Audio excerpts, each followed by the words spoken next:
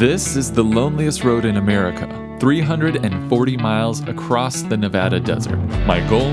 Ride the entire thing in 24 hours. I had been training for months with my cycling coach. What's the best case scenario? And it was like, well, it's going to suck anyway, right? Yeah. I was excited. The moment had arrived. I feel like a princess. All right, we're off.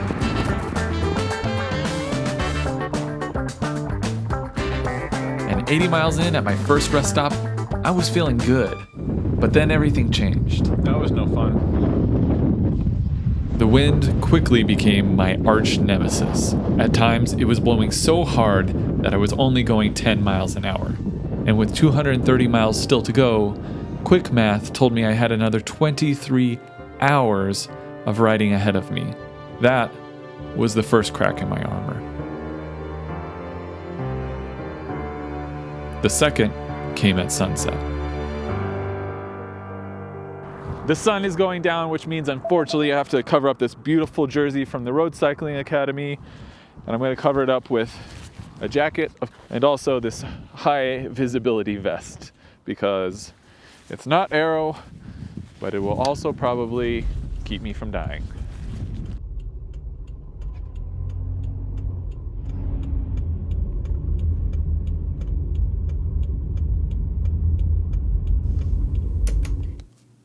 The irony of making videos like this is that in moments when you need footage the most, like when things are most dramatic, that's the time when you're least likely to pick up a camera. It's not a ton of fun to ride on the loneliest road in the middle of the night when teenagers are racing their cars. And this footage is from Val. She texted me and she's like, I don't like you being on the road right now.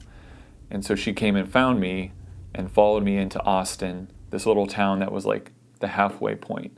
And I'm not gonna lie, I was miserable, right? I'm not really enjoying the ride. I'm sore, I'm worn out, the wind has slowed me down. Do I push through? Do I force Val to follow me through the night for this goal that I have, this goal of riding for 24 hours straight? Or do I call it a night, rent a motel room in that little town, Austin, and then pick it up again in the morning and focus on the larger goal of just riding this long route of 340 miles. So,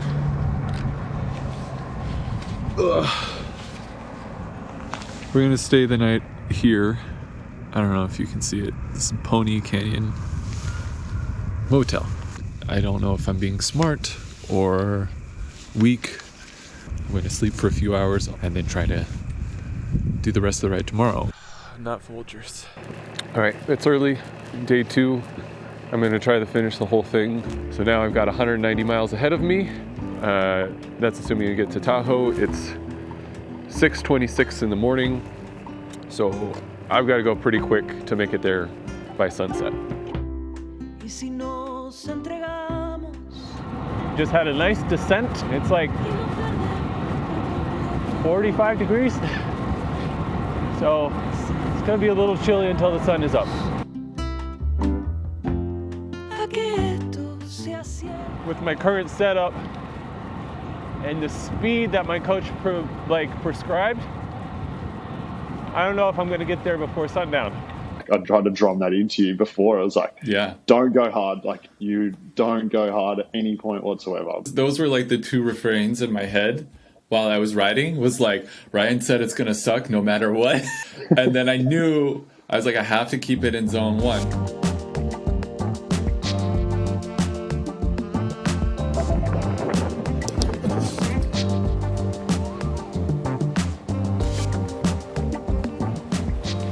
Sun came out, a lot warmer now. My legs are starting to feel it. I don't know what I was thinking. Why do I do this? I gotta figure out why I do this. With the sun up, I warmed up, and things were looking good again. Before I knew it, I had ticked off over 50 miles, less than 140 to go.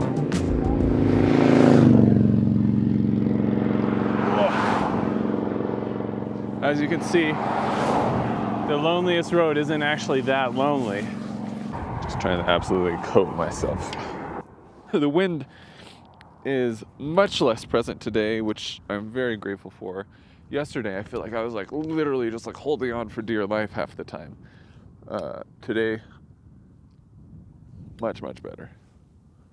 Like so much better. All right, this is no good. I'm literally going 10 miles an hour right now, right into the wind. I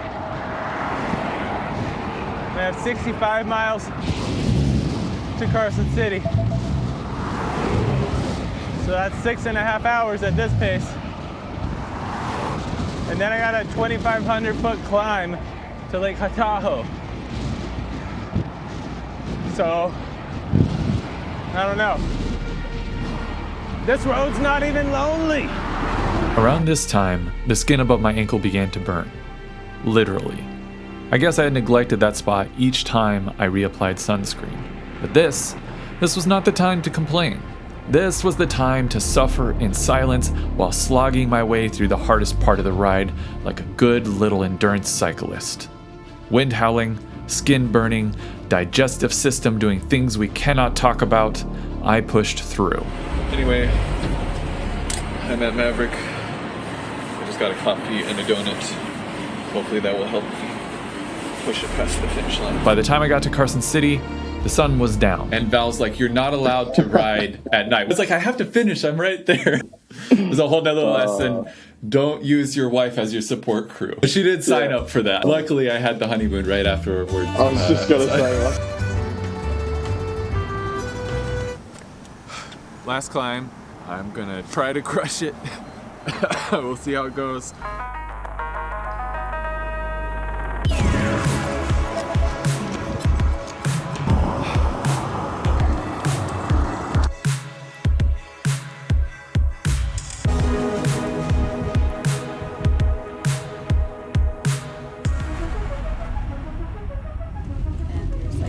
5 minutes left to the ride, but at least it's almost done. Yay!